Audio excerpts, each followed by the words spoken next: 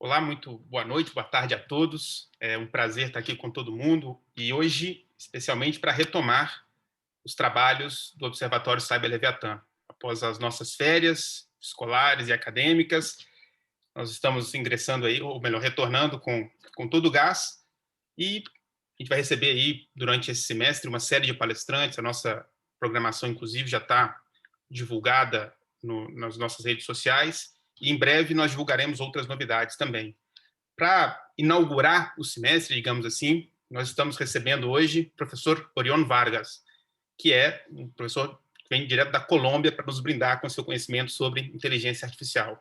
Ele é professor titular de Direito e membro do Grupo de Investigações Jurídicas da Universidade de Medellín, é professor da Cátedra da Universidade EAFIT, professor de pós-graduação em diversas universidades da Colômbia e também estrangeiras, e é advogado em exercício. Também faz uma série de conferências, tanto na Colômbia quanto no restante do mundo.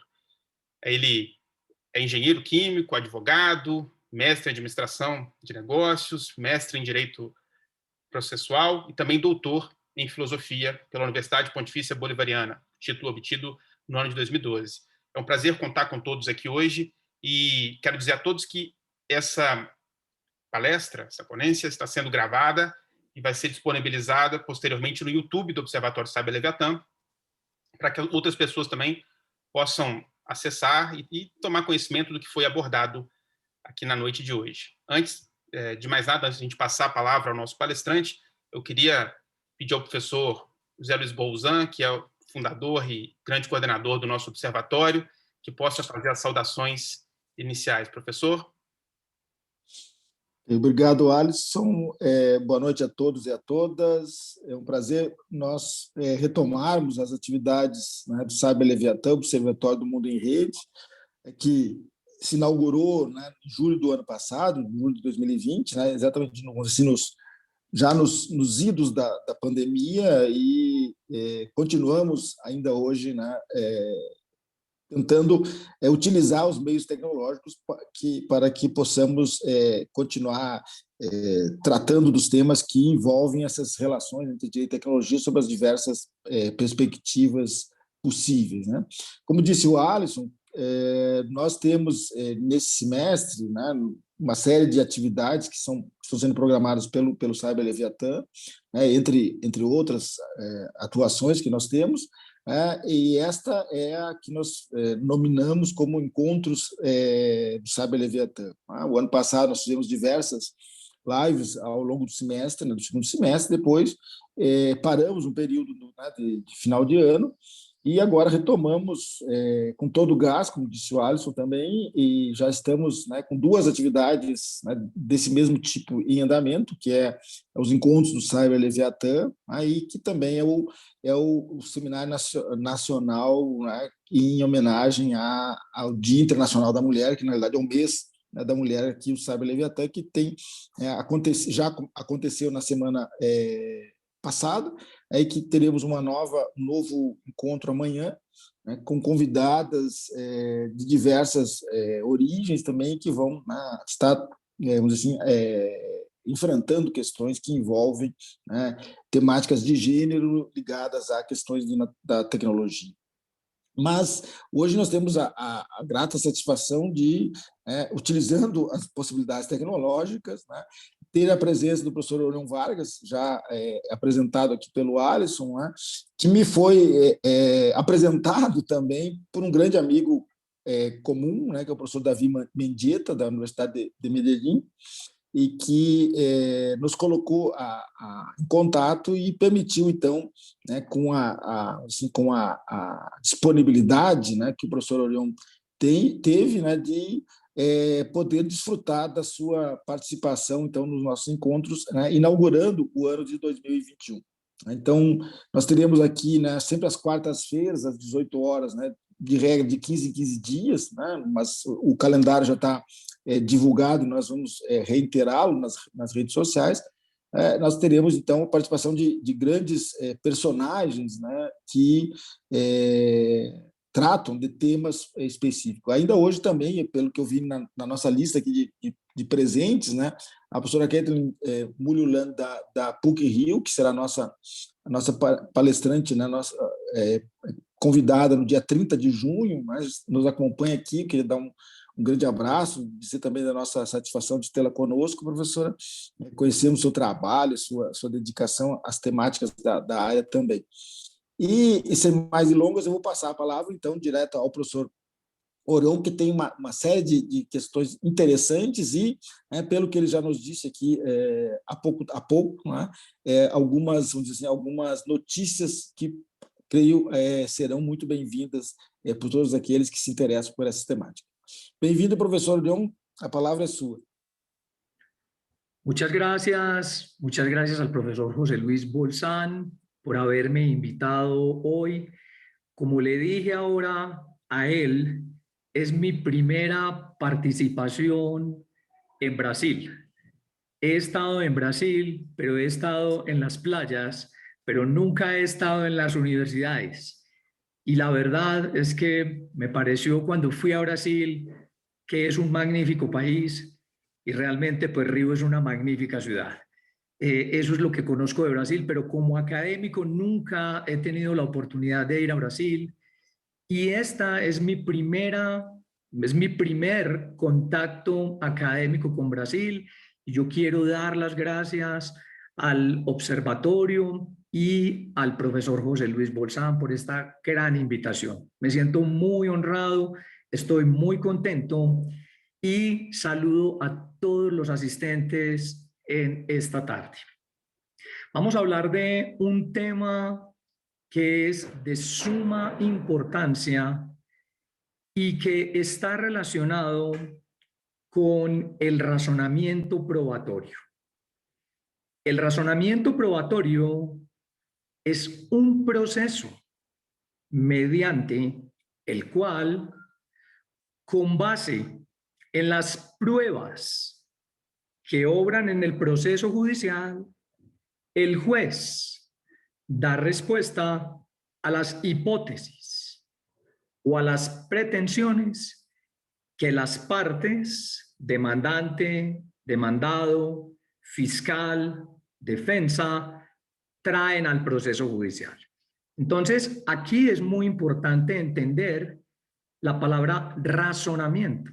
Y la palabra razonamiento, pues básicamente es el establecimiento de inferencias probatorias, de redes de inferencias, de cadenas de inferencias, es decir, de conexiones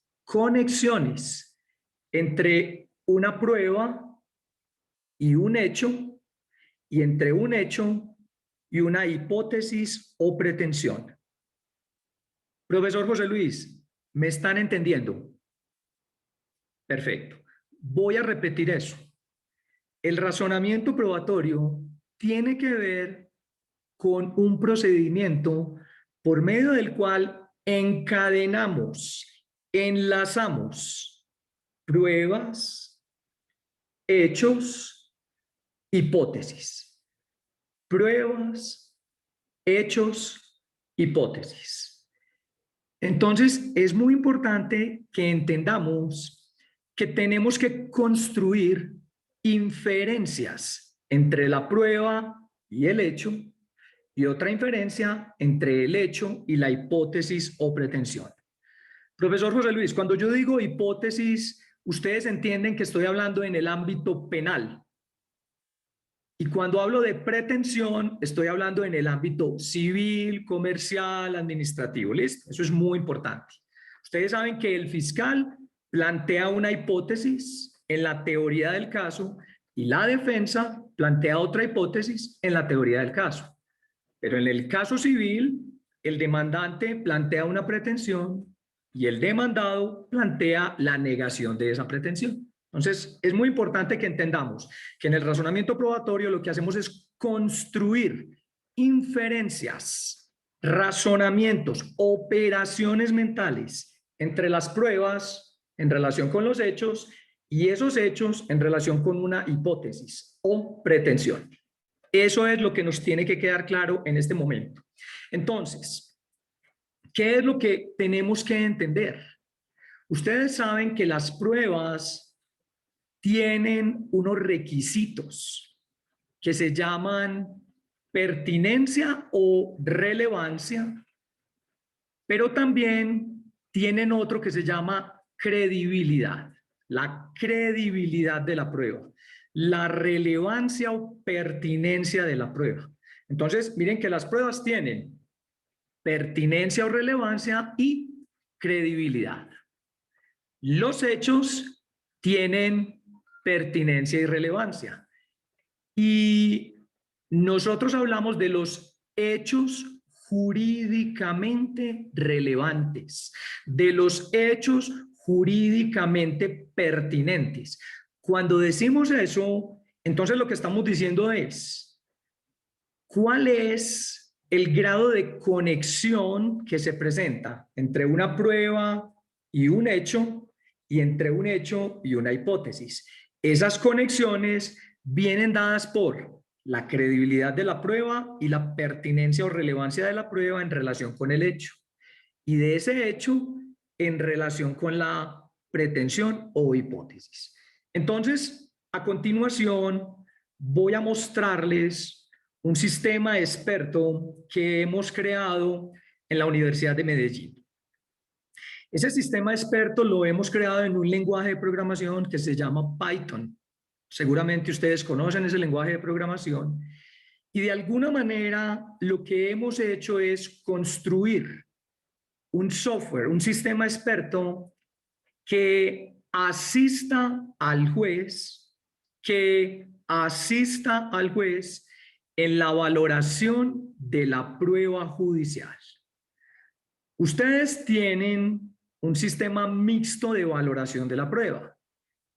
Me imagino que en materia civil tienen tarifa legal, pero lo que opera en mayor medida en Brasil, imagino que es el sistema de libre apreciación de la prueba.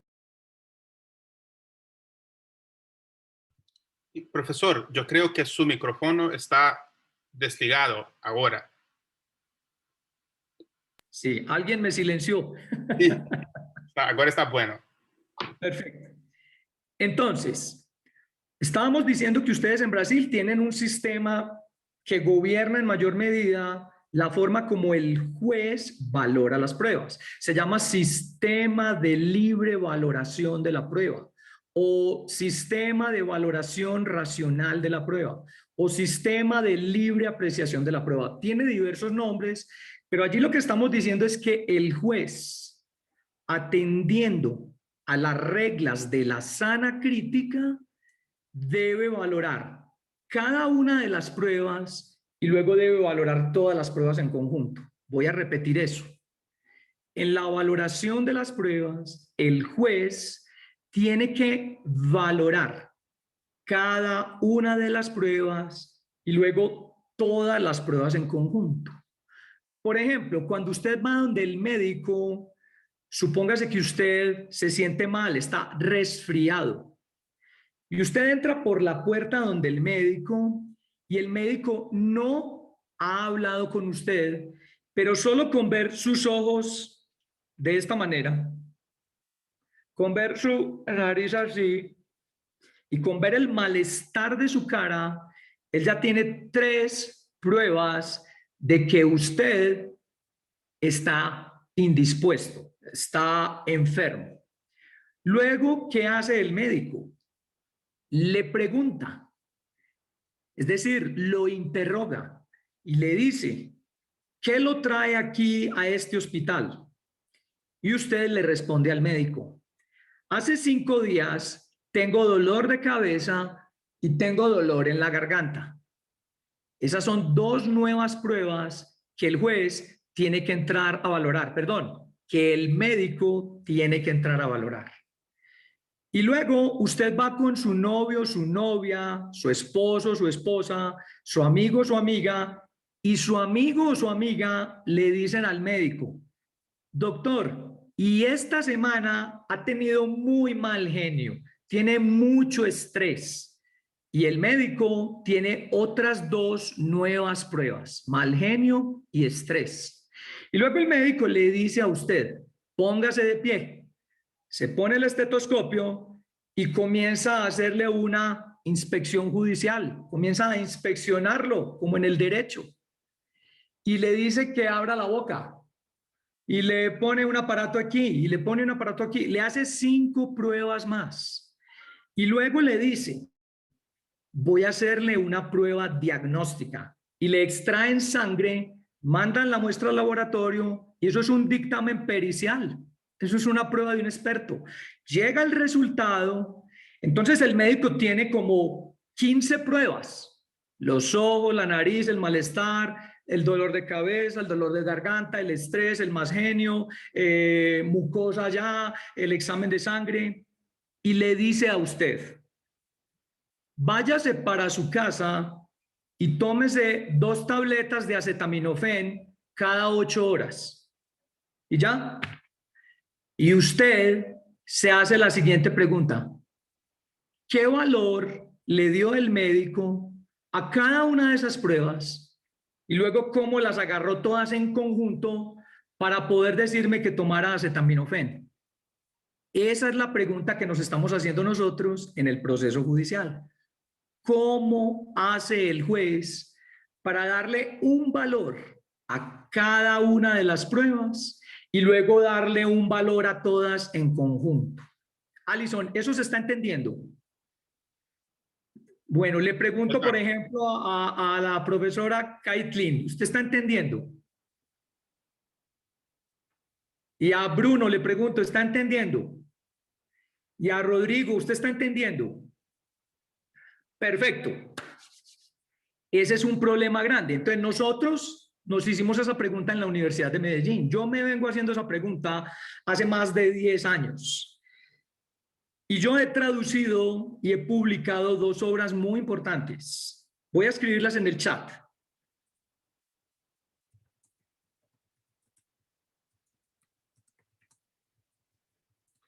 Esa es la primera obra que traduje al español y la publiqué. La escribió Jonathan Cohen en la Universidad de Oxford en 1977.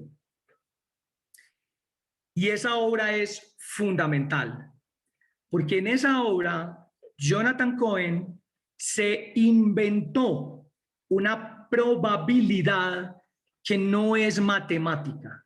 Se inventó una probabilidad que no es matemática. Y luego traduje un segundo libro que se llama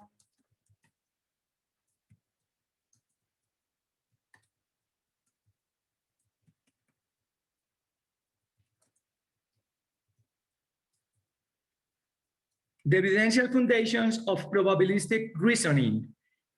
El autor de ese libro murió hace 2 años y era el profesor David Shum. Ese es un libro que es fantástico porque David Shum y Jonathan Cohen fueron muy amigos. Y David Shum hizo lo que hizo Jonathan Cohen, pero lo hizo con probabilidades matemáticas. Y ellos dos comenzaron a conversar y luego aparece un personaje que se llama Lofty Sade, que es el creador de la lógica difusa o probabilidades difusas. Entonces, ¿por qué les estoy explicando esto? Porque el software que les voy a mostrar no trabaja con probabilidades matemáticas, trabaja con probabilidades inductivas que se inventó Jonathan Cohen y trabaja con lógica difusa o probabilidades difusas de Lofty Sade, que es un ingeniero que murió también hace más o menos 2 años. Fue quien inventó la lógica difusa. Entonces, para que ustedes entiendan cómo opera ese sistema experto, voy a hacerle una pregunta a Alison. Alison, mira mi cara. ¿Me estás viendo? Te hago una pregunta. ¿Soy viejo o soy joven? Es muy joven. Yo no voy a ser indelicado. Estás mintiendo, pero está bien. Entonces ahora le voy a preguntar a José Luis. José Luis, ¿soy viejo o soy joven? Profesor, tengas el micrófono. Sí, sí. Es más joven que yo. No, no me respondas así porque entonces me estás evadiendo. No, concrétate la pregunta. Yo pienso que es joven, tiene una cara buena, estás con pelos negros, ¿Cuántos años crees que tengo? unos más o menos 45, Ponle 10 más. bien 55, Adivina por qué tengo el pelo negro. porque se pinta. Porque me lo... Ahí está la prueba, ahí está la prueba. Entonces, señores, miren lo que voy a escribir en el chat. Por favor, pongan atención.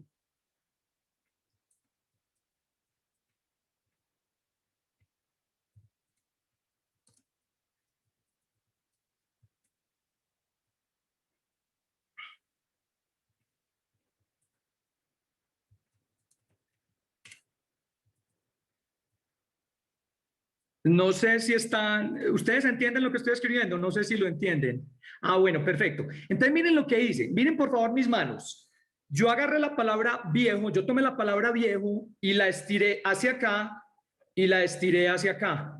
Y cuando la estiro hacia acá, entonces la lógica difusa lo que hace es traducir una palabra que es ambigua, es ponerla en términos numéricos, pero en rangos numéricos. Entonces, por ejemplo, si yo pongo viejo, entonces yo puedo poner un rango entre 50 y 60 años. ¿Estamos de acuerdo? Perfecto. Si yo pongo joven, yo puedo poner un rango entre 20 a 35 años. ¿Estamos de acuerdo? Si yo pongo no tan joven, yo puedo poner un rango entre 35 años y 45 años. ¿Les parece? Entonces, señores, ¿qué hicimos nosotros? Nosotros en nuestro sistema experto tomamos la palabra probable. Miren, la voy a escribir en el chat. Probable. Esa palabra probable la dividimos en rangos numéricos. Entonces, miren cómo la estiramos. La estiramos así. Poco probable, probable, más probable, muy probable, casi cierto y cierto. No sé si ven allí. Esto es muy importante, ¿por qué? Porque ustedes saben que en el derecho tenemos estándares de prueba. Y en penal, en derecho penal, tenemos un estándar de prueba que se llama más allá de toda duda. Alison, lo tenemos. José Luis, lo tenemos, ¿cierto? Y ese más allá de toda duda, de esos valores que yo les puse ahí, ¿cuál creen, en cuál de esos ubicarían ustedes el estándar de más allá de toda duda? Yo creo que es muy probable o casi cierto. Yo diría que casi cierto y cierto, ¿te parece? Pero si vamos a ir a la formulación de imputación donde el fiscal solamente le va a comunicar al imputado que lo está investigando, entonces el estándar podría ser probable. Y si estamos en un proceso civil, basta con que sea poco probable para darle la razón al demandante. Entonces, miren que es muy importante establecer esas palabras de probabilidades en rangos numéricos, pero es estirando la palabra. Entonces, ¿qué dijo Jonathan Cohen y qué dijo Lofty Saed y David Chum? Dijeron, no empleemos probabilidad en matemáticas. A nuestros jueces no les queda fácil manejar probabilidad en matemáticas. Empleemos palabras como probable, poco probable, muy probable, más probable, y metamos esas palabras en rangos numéricos para que podamos decir que una decisión de un juez tiene un nivel o grado de probabilidad. Entonces, yo necesito que entiendan esto porque a continuación voy a mostrar cómo nuestro sistema experto, porque estamos hablando de razonamiento probatorio e inteligencia artificial. Entonces, nosotros creamos un sistema experto propio de la inteligencia artificial, ¿no es cierto?, que lo que hace es valoración probatoria, es decir, hace razonamiento probatorio. De una prueba, de dos pruebas, de 100 pruebas, y luego valora todas las pruebas en conjunto y le entrega al juez, en términos de probabilidad, un resultado. Y de acuerdo al estándar de prueba, el juez dice si se cumplió o no el estándar y le da la razón o a la fiscalía o a la defensa, o le da la razón al demandante o al demandado. Entonces, con eso en mente, voy a mostrar cómo opera ese sistema experto al que hemos denominado juez inteligente. Voy a compartir la pantalla entonces.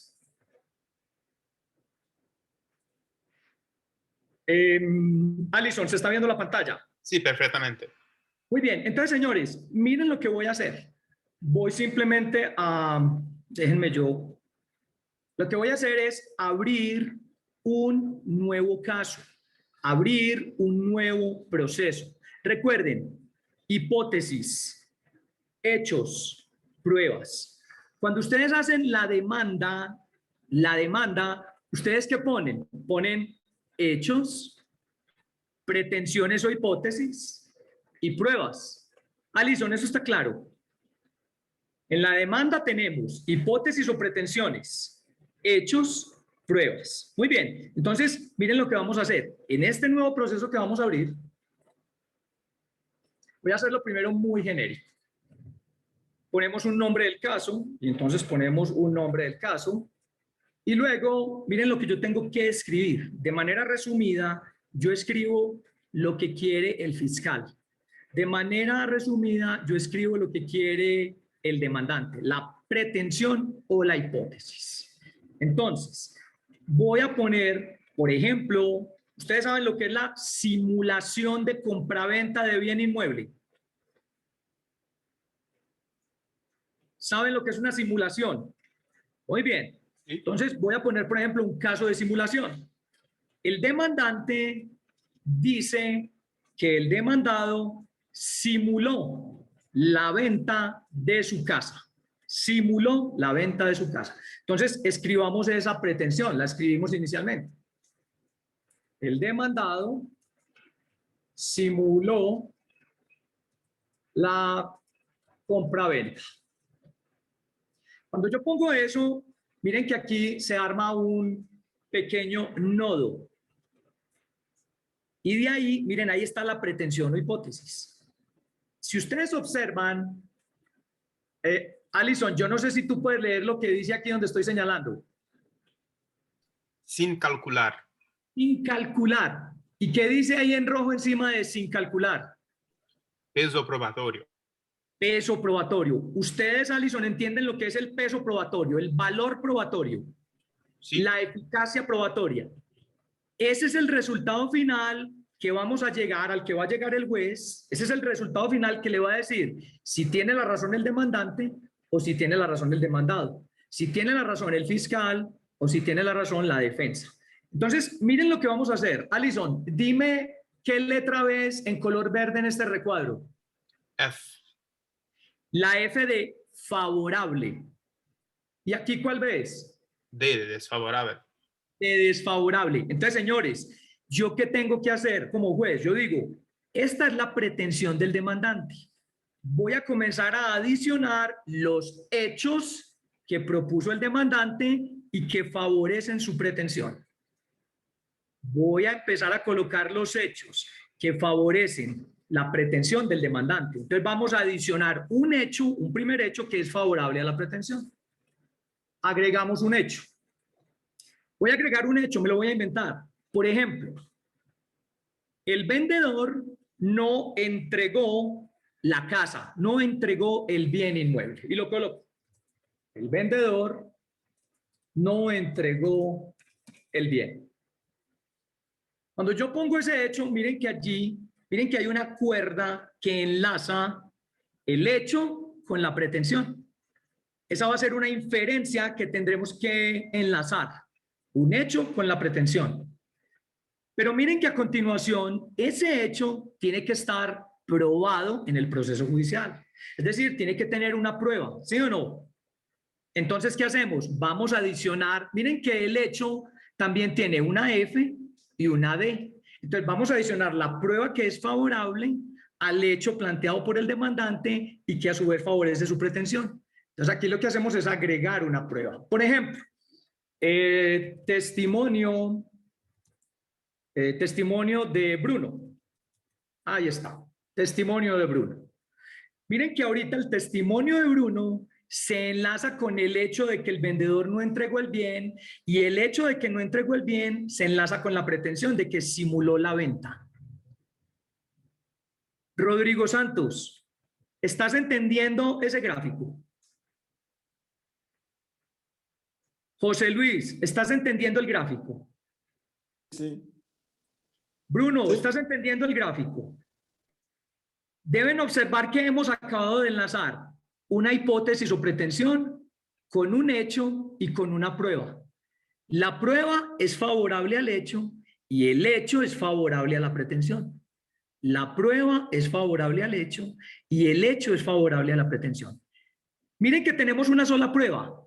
Y si ustedes leen en el Código Procesal Penal y en el Código Procesal Civil de Brasil, ¿qué les dice el artículo de la valoración de la prueba? Que el juez tiene que valorar cada una de las pruebas y luego las tiene que valorar todas en conjunto.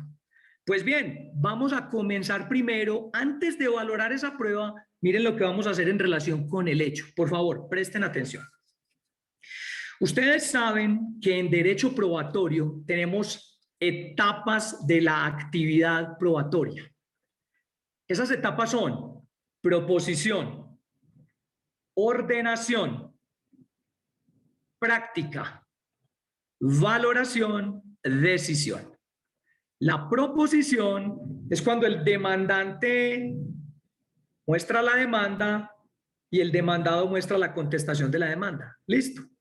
Luego el juez los llama y les dice, usted me está pidiendo esta prueba, se la voy a decretar. Usted me está entregando este documento, se lo voy a recibir. Eso es lo que se llama el decreto de la prueba. Alison, ¿eso es correcto o no? El decreto, la admisibilidad de la prueba. Y luego viene una tercera etapa que se llama la práctica de la prueba, que es cuando interrogamos al testigo, interrogamos al perito. ¿Sí entienden eso? Entonces, miren lo que vamos a hacer. Cuando el juez ya tiene la demanda y la contestación de la demanda, él ya sabe, él ya conoce cuáles son los hechos que están siendo discutidos. La litis, cuáles son los hechos que son tema de prueba. Este sería un hecho que es tema de prueba. Entonces, miren lo que voy a hacer a continuación. Esto lo hace el juez antes de ir a la práctica de la prueba. Escúchenme, vamos a asignar una pertinencia o relevancia a ese hecho en relación con la hipótesis o pretensión. Voy a repetir eso. Vamos a asignar una pertinencia o relevancia a ese hecho, no a la prueba, al hecho en relación con la hipótesis. ¿Les parece bien? ¿Eso está claro? Entonces, señores, ¿qué es la pertinencia? La pertinencia es el grado de conexión entre el hecho y la pretensión o hipótesis. Les pregunto, escuchen lo que voy a decir. Si es cierto, si es verdad que el vendedor no entregó el bien inmueble, ¿qué tan probable es que haya simulado la compraventa del bien inmueble? Muy probable, poco probable, casi cierto. ¿Qué creerían ustedes?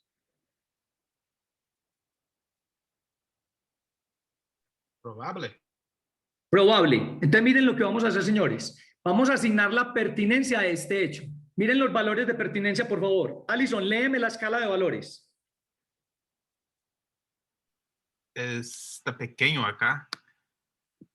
Sin aporte, poco probable, probable, más probable, muy probable, casi cierto y cierto. Ahí está la escala. Entonces, Alison, te pregunto. Mira el hecho. El hecho dice, el vendedor no entregó el bien inmueble. Si un vendedor no entrega el bien inmueble, ¿cuán probable es que haya simulado la venta? En esa escala que tienes ahí. Más probable, muy probable. Bueno, pongámoslo como más probable, ¿te parece? Sí, puede ser. Ustedes miren que allí acabo de asignar un valor de pertinencia a este hecho en relación con esta pretensión. Entonces, si ese hecho es cierto o fuese cierto, entonces haría más probable la hipótesis que el demandado simuló la compraventa. Listo. Entonces miren que ya conectamos el hecho con la hipótesis en términos de pertinencia o relevancia. ¿Qué vamos a hacer ahorita? Vamos a conectar la prueba con el hecho. Si ustedes observan, la prueba tiene un valor de pertinencia y un valor de credibilidad. ¿Listos? Entonces, vamos a ver qué dice el testimonio de Bruto. Miren lo que dice el testimonio de Bruto. Por ejemplo, Bruto dice que él es un vecino del vendedor y que él ha visto que el vendedor habita la casa o está en el bien inmueble, que el vendedor está en el bien. No sé si entienden lo que estoy diciendo. Hay un testigo que es un vecino que dice, yo lo he visto ahí en la casa, él no se ha ido de la casa, él no se ha ido de la casa. Entonces, eso es el testimonio de Bruto. Entonces, señores, les pregunto, vamos a mirar la pertinencia de la prueba. Alison, si es cierto lo que dice Bruto, es decir, que él es vecino y que ha visto que todavía vive en el bien inmueble, ¿qué tan probable es el hecho? Es decir, ¿qué tan probable es que el vendedor no haya entregado el bien? Es casi cierto, cierto. Casi cierto. Entonces, pongámoslo como casi cierto. Entonces, señores, miren lo que ya hicimos. Ya asignamos un valor de pertinencia al hecho en relación con la hipótesis o pretensión y a la prueba en relación con el hecho. Ya establecimos una conexión en términos de probabilidades entre la prueba y el hecho y la pretensión o hipótesis. ¿Qué es lo que nos falta? En la práctica de la prueba vamos a interrogar a Bruno. ¿Por qué lo vamos a interrogar? Para ver si está diciendo mentiras, para ver si se contradice, para ver si es evasivo y no me mira. Voy a establecer su credibilidad. Entonces, les voy a preguntar. Supónganse que Bruno no se contradijo, fue honesto, fue muy observador, o sea, es una persona a la que le podemos creer mucho. Entonces, te pregunto, Alison, ¿qué tan probable es que lo que dijo Bruno cuando lo interrogaron sea cierto? Si él no se contradijo, si él fue objetivo, si se notó muy seguro, ¿qué tan probable es que lo que dijo sea cierto? Cierto, casi cierto. Bueno, entonces pongámoslo como cierto. ¿Listo? O sea, le creíste mucho. Perfecto. Señores, miren los valores que tenemos allí. Entonces, en este momento, miren que el juez tuvo que meter todos los valores al hecho y a la prueba. Es decir, valores de pertinencia del hecho, valor de pertinencia para la prueba y valor de credibilidad para la prueba. ¿Qué va a hacer el sistema experto? Va a calcular el peso probatorio que esa prueba le da a ese hecho. Entonces, miren lo que voy a decir. El peso probatorio que una prueba le da a un hecho, escúchenme, es el menor valor entre su credibilidad y su pertinencia. Es el menor valor entre su credibilidad y su pertinencia. Entonces, voy a poner aquí otra vez la tabla. Alison, ¿cuál es el valor que le diste a la credibilidad? Léelo ahí, ahí está. A la credibilidad, ¿qué valor le diste? Acá está casi cierto. No, míralo. Léeme la credibilidad de esa prueba. ¿Qué valor le diste? La credibilidad está cierto. Está cierto. ¿Y la pertinencia? La pertinencia está casi cierto. Exacto. Entonces te pregunto, ¿cuál de esos dos valores en la escala es menor? Menor, casi cierto. Casi cierto. Entonces el peso probatorio que esta prueba le da a ese hecho es el menor de los dos, es decir, casi cierto. Entonces miren que aquí lo que hace, esto es lo que hace el juez inteligente inicialmente. Miren lo que se dice aquí. Léeme lo que dice Alison ahí en lo que estoy señalando. Calcular peso probatorio. Entonces, cuando yo lo calculo, mira cómo lo calcula. ¿Cómo lo calculó? Casi cierto. Casi cierto. ¿Listo? Pero miren que ya calculamos el peso probatorio que la prueba le da ¿a quién? Al hecho. Pero tenemos que calcular es el peso que la prueba le da ¿a quién? A la hipótesis o pretensión. Y ese peso probatorio está relacionado con la pertinencia o relevancia del hecho. Entonces, Alison, te pregunto, nuestro peso probatorio, ¿sí ves que está aquí en casi cierto? Sí. ¿Y cuál es la pertinencia del hecho? Más probable. Entonces, ¿cuál es el menor valor entre estos dos? Más probable. Entonces, el peso probatorio, mira, vamos a calcularlo, es más probable. Entonces, el peso probatorio que esa prueba le da a ese hecho y a su vez ese hecho le da a la pretensión o hipótesis es más probable. Escúchenme, con base en esta sola prueba y en este solo hecho, el juez dice, es más probable que el demandado haya simulado la venta. Entonces le concede la razón ¿a quién? Al demandante. perdón, el demandado simuló la compraventa. Eso es más probable. Entonces, miren que aquí calculamos el peso probatorio de una prueba en relación con un hecho y en relación con una pretensión o hipótesis. Tengo que mostrar una prueba porque es que primero el juez tiene que hacer una valoración individual, es decir, asignarle un peso probatorio a cada una de las pruebas. Pero supónganse que yo tengo un segundo hecho favorable, como los tenemos. Ustedes saben que en la demanda hay 20 hechos, no es uno, son 20. Entonces arranquemos con un hecho número 2. Voy a hacerlo rápidamente. Hecho 2. Miren el hecho 2 que lo pongo allí. Y ese hecho 2 tiene unas pruebas. Voy a ponerle una prueba, agregar prueba. Voy a ponerle prueba 1. Ya voy a hacer el proceso repetitivo para que ustedes vean la valoración conjunta. Entonces, de alguna manera, miren que tenemos la prueba 1, pero miren que calculamos lo mismo. Primero decimos, este hecho supongamos que es más probable y esta prueba supongamos que su pertinencia fue poco probable y su credibilidad fue muy probable. ¿Qué hacemos? Vamos a calcular el peso probatorio que esta prueba número 1 le da al hecho número 2. Les pregunto, Alison, ¿cuál es menor, poco probable o muy probable? Poco probable. Entonces el peso probatorio va a ser Poco probable. ¿Ya lo viste, sí o no? Sí. ¿Y cuál es el menor entre el peso probatorio de la prueba y la pertinencia o relevancia del hecho? ¿Poco probable o más probable? Poco. Entonces voy a ignorar esto aquí, señores. Ahora voy a quitar esta primera prueba para que ustedes vean lo que me da esta sola prueba. Miren que da poco probable. ¿Sí ven? Esa segunda prueba únicamente con relación a ese hecho haría poco probable la pretensión o hipótesis. Pero como ya tenemos 2 hechos y 2 pruebas, entonces vamos a calcular todo en conjunto. Volvemos y le damos y miren lo que calcula. Más probable. Entonces tenemos 2 pruebas que apuntan favorablemente a 2 hechos y esos 2 hechos favorecen la pretensión o hipótesis. Miren el peso probatorio de 2 pruebas que yendo a 2 hechos diferentes favorecen, haciendo más probable la pretensión del demandante que la del demandado o la del fiscal que la de defensa. Pero si ustedes observan, quiero que observen, aquí tenemos 2 pruebas que van a 2 hechos diferentes, pero miren que ambos hechos favorecen la misma pretensión. Ese patrón probatorio se llama convergencia probatoria. A todos nos hablaron cuando estuvimos en el pregrado en Derecho de la convergencia probatoria, pero nunca entendimos lo que era la convergencia probatoria.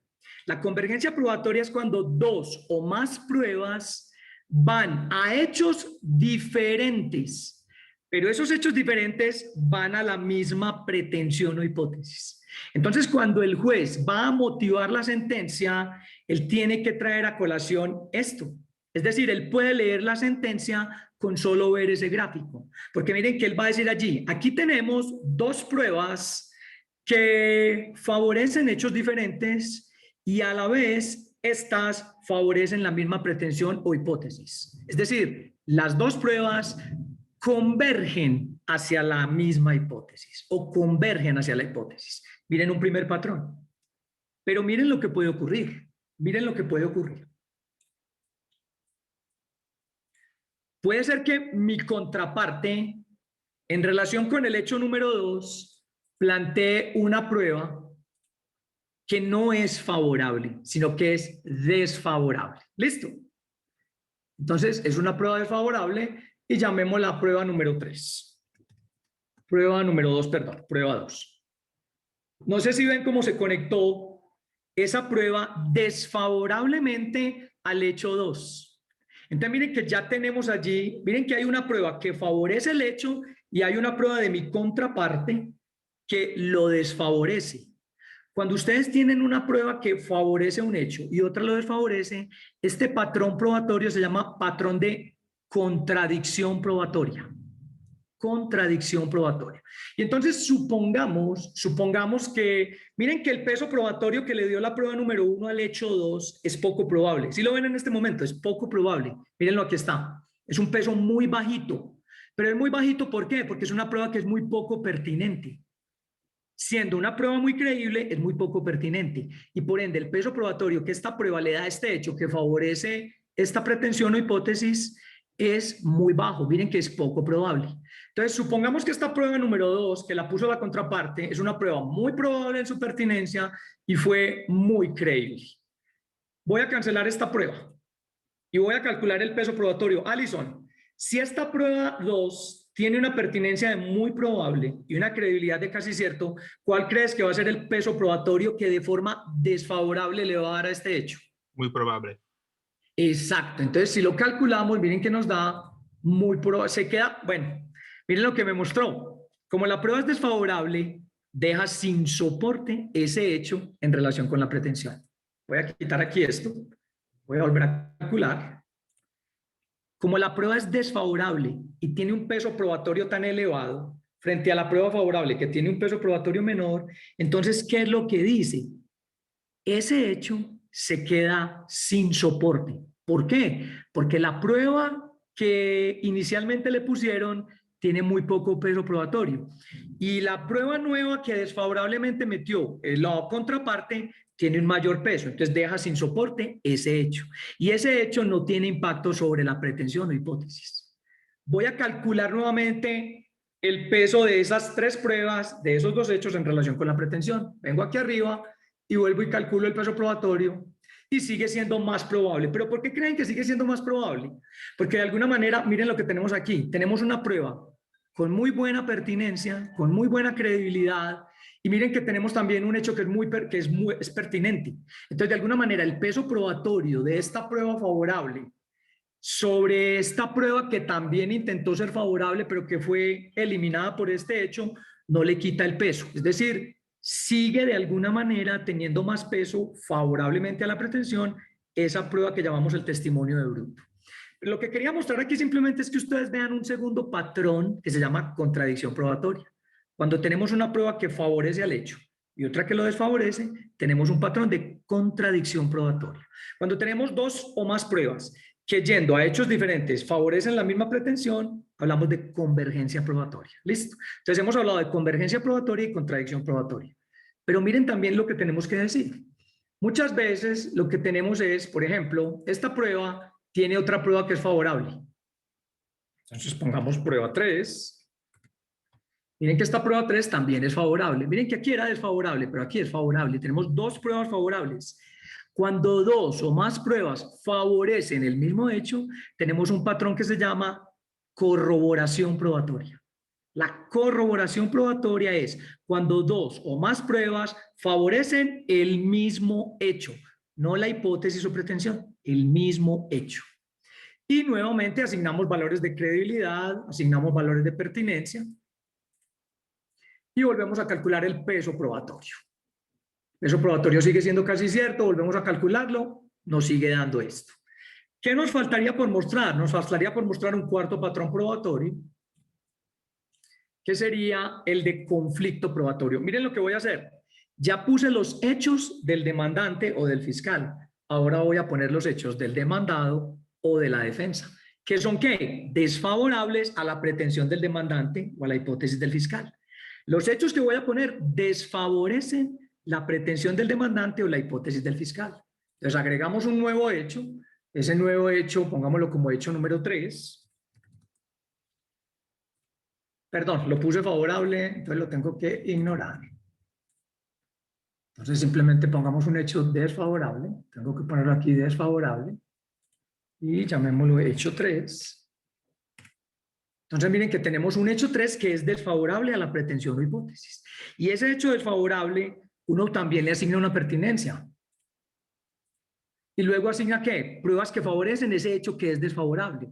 Porque el demandado o la defensa aporta pruebas que favorecen ¿qué? Los hechos que desfavorecen la pretensión. Entonces lo que hacemos es agregar prueba. Por ejemplo, prueba 5. Y esa prueba 5 es favorable. Entonces, de alguna manera, señores, volvemos a asignar una pertinencia, por ejemplo, más probable, por ejemplo, credibilidad, ¿cierto? Y calculamos este peso probatorio. Y luego volvemos a calcular el peso probatorio de todo. Miren cómo varió a probable. Miren que de alguna manera el peso probatorio de esta prueba le quitó un poquito de peso a lo que era favorable en la pretensión o hipótesis. Sin embargo, miren que ahorita es probable. Y puede ser que eso no me sirva para condenar a una persona. Porque para condenar yo necesito que eso llegue más o menos a casi cierto o cierto, para que cumpla con el estándar de prueba de más allá de toda duda. Pero, por ejemplo, si yo lo que necesito es una medida cautelar puede ser que el estándar de probable me sirva simplemente para una medida cautelar que ha sido solicitada por el fiscal. Entonces, de alguna manera, señores, miren que aquí tenemos 4 patrones probatorios. Este último que acabamos de ver se llama conflicto probatorio. Conflicto probatorio es que cuando 2 o más pruebas apuntan a hechos diferentes y uno favorece la hipótesis y el otro desfavorece la hipótesis. Miren cómo está pintado allá. Entonces, de alguna manera, miren que este es el panorama donde tenemos 4 pruebas, 3 hechos y una hipótesis. Entonces, yo podría seguir adicionando hechos y pruebas. Yo les pregunto, Alison, en Brasil, un proceso, ¿cuántos hechos tiene por parte del demandante o del fiscal? Hechos tienes muchos. 30. Y esos 30 hechos, ¿cuántas pruebas tienen? 80. Muchas más. Entonces, señores, miren qué tan bonito. Este es el caso del médico. ¿Cómo hace el médico para valorar de forma individual cada uno de los elementos y luego todos en conjunto? Esa misma pregunta nos la hicimos nosotros desde la medicina para el derecho. ¿Cómo hace un juez para valorar cada una de las pruebas y luego todas en conjunto? Sobre todo cuando las pruebas del fiscal son 200 o 100 o 80, los hechos del fiscal son 30 hechos y los de la defensa son 40 y son 200 pruebas. Eso no lo maneja nadie en la cabeza. Entonces, de alguna manera, este sistema experto es una especie de calculadora probatoria. Es lo único que hace. Lo único que hace es calcular el peso probatorio de cada una de las pruebas y luego calcular todo el peso probatorio en conjunto. Entonces, ese es el sistema experto que les tengo una noticia. En su primera fase, este que están viendo ya está finalizado. Y a través del observatorio se lo vamos a regalar a todos ustedes de manera gratuita para que lo instalen en sus computadores. Se los vamos a mandar con videos en YouTube para que lo aprendan a manejar. Se los vamos a mandar con un manual de usuario también. José Luis y Alison, ya habíamos acordado eso con ellos en el observatorio. Vamos a regalarlo a todos para que estudien con él, para que jueguen con él. Los que son jueces, hagan el ejercicio por hacerlo. Los que son fiscales, hagan el ejercicio por hacerlo. Los que son profesores de derecho, de teoría de la prueba, hagan el ejercicio, construyan sus inferencias con sus alumnos. La idea es esa. La idea es que, miren que el software permite construir inferencias probatorias. Miren que yo como juez en este momento podría dictar sentencia. Escuchen cómo la voy a dictar. La pretensión o hipótesis del demandante consiste en que el demandado simuló la compraventa. Para esto, el demandante ha planteado 2 hechos. Un primer hecho es que el vendedor no entregó el bien. Y un segundo hecho es el hecho número 2. Este despacho consideró que el hecho de que el vendedor no entregó el bien es más probable. Y el hecho 2 también es más probable, es decir, su pertinencia, el grado de conexión con la pretensión es de que hacen más probable esa pretensión de ser ciertos. De igual manera, el demandante aportó prueba número 1, prueba número 3 y el testimonio de Bruno. La prueba número 3 y el testimonio de Bruno presentan un patrón de corroboración probatoria en relación con el hecho. No sé si me entienden. Yo estoy leyendo la sentencia ordenadamente del gráfico, porque yo tengo hipótesis, hechos, pruebas. Entonces yo puedo arrancar en un discurso que me permita enlazar organizadamente cada una de las pruebas con cada uno de los hechos y cada uno de los hechos con la pretensión de quien tiene la carga de la prueba. Miren que la pretensión que aparece aquí es que, ¿la de quién? La de que aquel que inicia el proceso, es decir, el demandante o el fiscal, porque son ellos los que tienen la carga de la prueba. ¿Y qué es lo único que hace la contraparte? Poner hechos desfavorables a esa pretensión y poner pruebas que favorecen sus hechos que son desfavorables. Entonces, básicamente, lo que permite este sistema experto es construir las inferencias desde las pruebas hacia los hechos y desde los hechos hacia la hipótesis o pretensión. Pero recuerden, ¿qué tiene que hacer el juez, el fiscal, el estudiante de derecho, el profesor de derecho? Asignar un valor de pertinencia al hecho en relación con la pretensión o hipótesis, asignar un valor de pertinencia o relevancia de la prueba en relación con el hecho y asignar un valor de credibilidad de la prueba en relación con el hecho. Entonces miren que el juez el alumno, el profesor, el fiscal, el abogado en ejercicio, ¿qué tiene que hacer? Tiene que ingresarle los datos. Este sistema jamás va a reemplazar al juez. Lo único que hace es asistirlo para calcular el peso probatorio de cada prueba y de todas en conjunto. Es como cuando usted va a una fiesta en un bar y va con 10 amigos. Entonces, al final, cuando van a pagar la cuenta, ¿ustedes qué hacen? Toman su teléfono celular y ponen la calculadora, ¿sí o no? Y entonces usted le pregunta a un amigo, ¿usted qué se tomó? Ah, yo me tomé un caipiriña. Suma. ¿Usted qué se tomó? Ah, un ron. Suma. ¿Usted qué se comió? Un sándwich y una Coca-Cola. Eso es lo mismo que estamos haciendo aquí. Tiene que haber una persona que ingrese los valores de pertinencia y credibilidad de la prueba y pertinencia del hecho. Y luego le dice, calcule, y él calcula. Porque eso en la cabeza no lo calcula nadie. Es muy difícil. Es muy difícil. Entonces, señores, eso es muy importante. Solamente voy a adicionar algo para concluir. Y es lo siguiente. La pertinencia, miren que nosotros estamos asignando un valor de pertinencia. Entonces, ¿cómo justifico yo el valor de pertinencia? Entonces, Alison, ¿ustedes saben lo que es una regla de la experiencia o generalización? Sí. Muy bien. Entonces, por ejemplo, Alison, te pregunto, ¿sabes lo que es un yeso? Un yeso. Un yeso en la mano que te ponen cuando te caes. ¿Cómo lo llamas? Sí, yeso, sí. Es yeso. Yeso. Sí. Entonces, te pregunto, si tú observas a una persona que tiene un yeso en su brazo, entonces, ¿qué inferencia realizas? El brazo está quebrado. Exacto, miren lo que dijo Alison, que el brazo está quebrado. Agrégale esto, que probablemente está quebrado. Dilo. Dilo, que probablemente está quebrado. Probablemente el brazo está quebrado.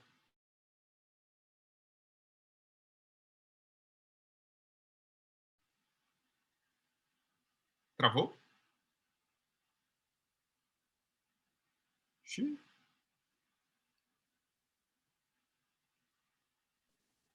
Caiu a conexão, professor. Olhou? Acho que caiu. Quebrou. O gesso quebrou. Vamos tentar retomar aqui a conexão. O senhor manda para o WhatsApp dele? Sim. Professor, eu tenho aula agora, o senhor encerra? Sim. Ok. Vou me retirar então. Só vou chamar ela. Ok. Bruno, você está como anfitrião aí, então, meu caro. Foi a testemunha mais fidedigna que poderíamos conseguir no dia. E agora ganhou aí a honra de ser o anfitrião, tá vendo, né? E ele falou logo, vigiando o vizinho, né, Bruno? Tá aí só de stalker. Stalkeando. Pessoal, então boa noite. Vou dar aula. Você conversa com ele, né? Só por... Sim. Então, eu já enviei um WhatsApp para ele. Pessoal, desculpem que houve, eu acho que um probleminha de conexão com o